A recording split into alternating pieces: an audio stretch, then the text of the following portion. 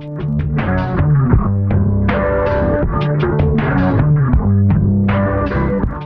guys, so a quick recap. I've made a series out of this 25 horse Johnson here. If you'll recall, we did compression testing. It turned out great. Did spark testing, and that's where we ran into some stuff. At first we had no spark.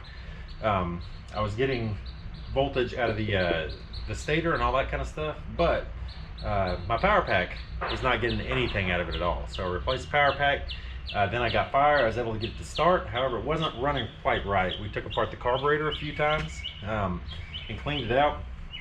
After that, it's not running right. Did the cylinder drop test, and I've narrowed it down to, I think it's the power pack. I got an eBay power pack because that's what I did on this whole thing, was to just see what I can get away with. You cannot get away with a cheap power pack on eBay because it'll give you weird problems like this. Now this will probably be the last video on this, and I'll tell you why. It's not my engine. It's just one that's kind of been sitting at my brother's property for a while. It belongs to somebody else.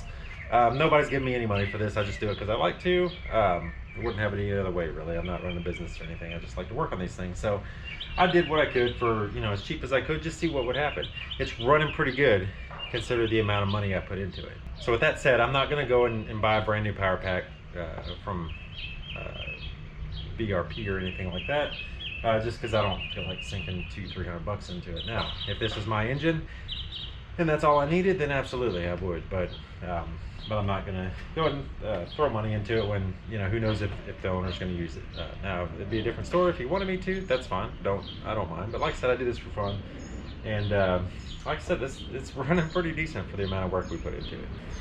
Also, this motor has not run in right around 3 months. We're a few days shy of 3 months. I have not touched it. I have ethanol-free fuel in it. But even that, don't let that fool you, because untreated fuel, even ethanol-free, can go bad. I've seen it go bad within 6 months. So yes, ethanol is bad. Ethanol fuel is bad, but don't get tricked into I'm going to buy ethanol-free fuel and I won't have to worry about it for a year, because you're going to be wrong, and you're going to be having to clean varnish out of a carburetor just as you would ethanol fuel. So I do have ethanol-free fuel in it, but it's treated with seafoam, so it should be good for a little while.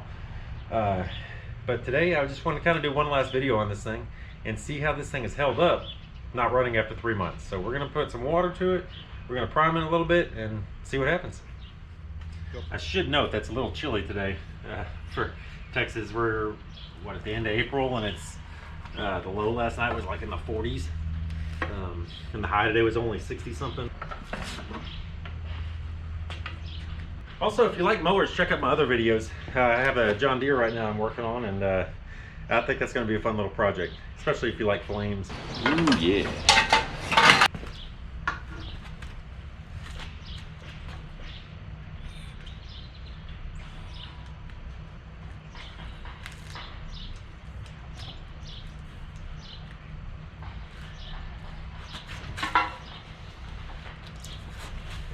That seal is gone, as you can see right here. It's leaking like crazy.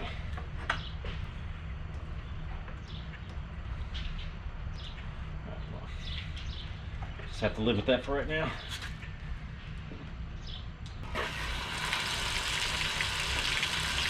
Alright, first start in a long time. Haven't done anything to this at all.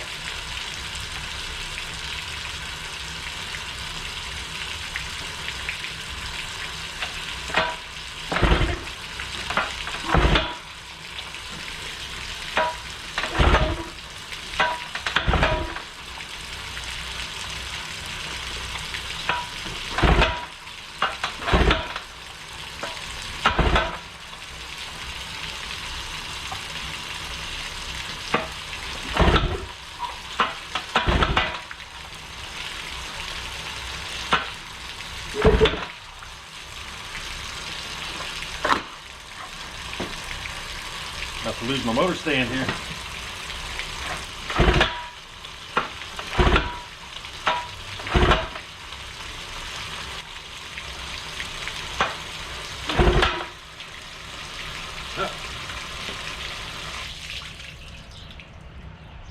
All right, ladies and gentlemen, always use an approved stand.